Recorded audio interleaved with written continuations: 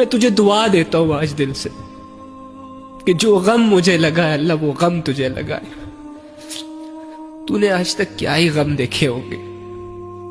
اگر تو باپ ہے تو اولاد بچھڑ گئی ہوگی، اس کا غم سہا ہوگا تم نے. اگر تو ایک بیوی ہے تو شوہر کی بے وفائی کا غم، اور اگر کسی سے چکر وکر چل رہے ہیں تو ان کے چھوڑ دینے کا غم، کسی چیز کے چلے جانے کا غم، کسی نقصان کے ہو جانے کا غم، کسی اپنے کو کھو دینے کا غم. لیکن میں بتاؤں، جس دن تمہیں یہ فیل ہونا شروع ہو گیا نا کہ تم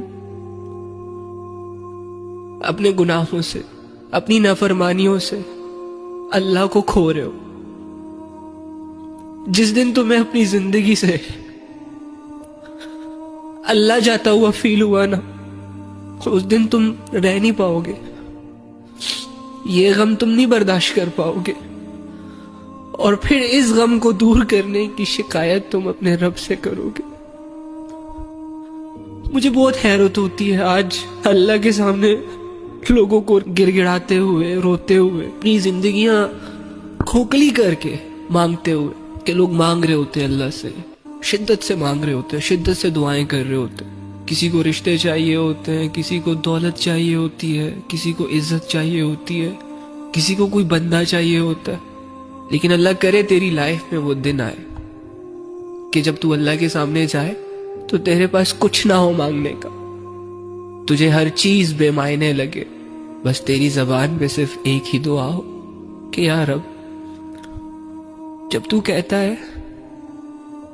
کہ تو میرا پیدا کرنے والا، جب تو کہتا ہے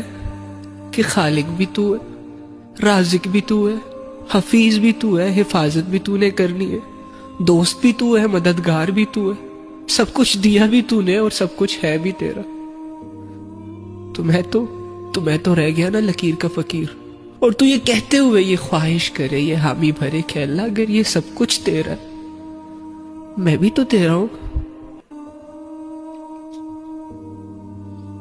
مجھے بھی اس لائق بنا دے کہ میں یہ فیل کر سکوں. یا بہت مشکل سے بات کر رہا ہوں، اس لیے اس ٹاپک کو نہیں چھیڑا کرو یار پلیز. مجھے میرا ماضی یاد آتا ہے اور پھر بہت مشکل ہو جاتا ہے میرے لیے سب کچھ بھلانا. تو اللہ اگر یہ سب کچھ تیرا ہے تو مجھے بھی اس قابل بنا دے کہ میں خود سے یہ کہہ سکوں کہ تو بھی اللہ کا ہے.